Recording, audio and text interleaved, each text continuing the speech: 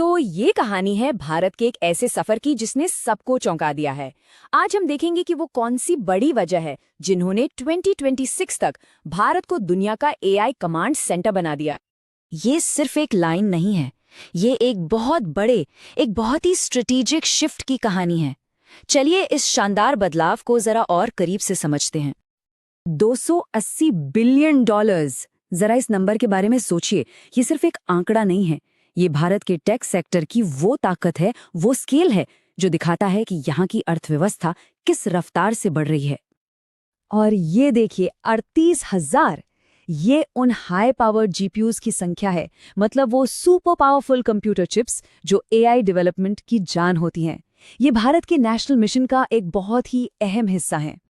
और ये 6 मिलियन से भी ज्यादा, ये है भारत की असली ताकत, दुनिया का सबसे बड़ा एआई वर्कफोर्स, वो टैलेंट पूल जो इस पूरे ट्रांसफॉर्मेशन को चला रहा है। तो ये सब हो कैसे रहा है? इस पूरी मजबूत इमारत की नींव है सरकार का इंडिया एआई मिशन। चलिए देखते हैं कि ये मिशन कैसे भारत के एआई इकोसिस्टम की रीढ़ की हड्डी बना हुआ है। देखिए, इस मिशन को बहुत क्लियर 4 हिस्सों में बांटा गया है। पहला, स्टार्टअप्स को सस्ती कंप्यूटिंग पावर देना। दूसरा, भारत का अपना डेटा का खजाना तैयार करना। तीसरा, स्किल्स डेवलप करना। और चौथा, जो सबसे खास है, वो है एआई को भारत की 22 भाषाओं में उपलब्ध कराना। अब इसका मतलब सिर्फ अंग्रेजी से हिंदी में ट्रांसलेट करना नहीं है।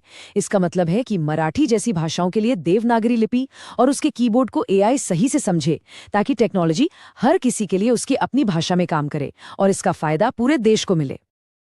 अब सरकार तो अपना काम कर ही रही है, लेकिन प्राइवेट सेक्टर, खासतौर पर जो ग्लोबल कैपेबिलिटी सेंटर्स हैं, वो भी इस क्रांति में एक बहुत बड़ा रोल निभा रहे हैं। तो ये GCCS होते क्या हैं? आसान भाषा में कहें तो ये मल्टीनेशनल कंपनियों के अपने ही सेंटर्स होते हैं, जो पहले ज्यादातर बैक ऑफिस यानी सपोर्ट का काम करते थे। लेकिन अब खेल पूरी तरह से बदल चुका है। जहां पहले ये सिर्फ दिए गए ऑर्डर फॉलो करते थे, आज ये भारत में बैठकर पूरी दुनिया के लिए प्रोडक्ट की स्ट्रैटेजी बना रहे हैं। ये एक जबरदस्त बदलाव है। ये आंकड़े बताते हैं कि ये बदलाव कितना बड़ा है। GCCs अब भारत की इकोनॉमी का एक बहुत बड़ा हिस्सा है और एजेंटिक एआई जैसी कटिंग एज टेक्नोलॉजी का हब बन चुके हैं। मतलब ऐसी एआई जो खुद ब खुद फैसले ले सकती है। देखिए, इतने बड़े बदलाव के लिए एक बहुत बड़े पुश की जरूरत थी, और ये पुश आया 2026 के बजट से, जिसने एक लैंडमार्क पॉलिसी की घोषणा की। सरकार ने एक बहुत ही स्मार्ट मूव लिया। विदेशी कंपनियों को 2047 तक टैक्स में भारी छूट का ऑफर दिया, लेकिन शर्त ये थी कि उन्हें अपना एआई इंफ्रास्ट्रक्चर भारत में ही बनाना होगा। और इसका असर जबरदस्त। दुनिया की सबसे बड़ी टेक कंपनियों ने भारत में एआई स्पेसिफिक डेटा सेंटर्स बनाने के लिए अरबों डॉलर्स का निवेश कमिट कर दिया। लेकिन देखिए, पैसा और इंफ्रास्ट्रक्चर कहानी का सिर्फ एक हिस्सा है। असली ताकत, असली गेम चेंजर तो भारत के लोग हैं, यहाँ का टैलेंट पूल है।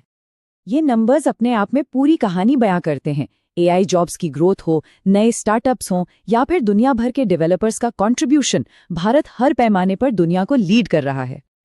और यहीं पर भारत की स्ट्रैटेजी दुनिया से एकदम अलग हो जाती है। बात सिर्फ सबसे एडवांस्ड एआई मॉडल बनाने की नहीं है।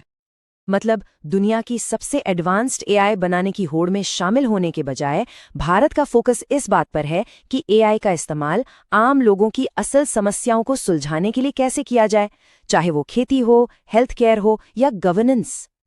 तो आखिर में सवाल यही बचता है कि एआई की रेस में असली जीत का मतलब क्या है? क्या इसका मतलब है सबसे एडवांस्ड मॉडल बनाना, या फिर करोड़ों लोगों की जिंदगी में एक पॉजिटिव बदलाव लाना? लगता है भारत ने अपना जवाब चुन लिया है।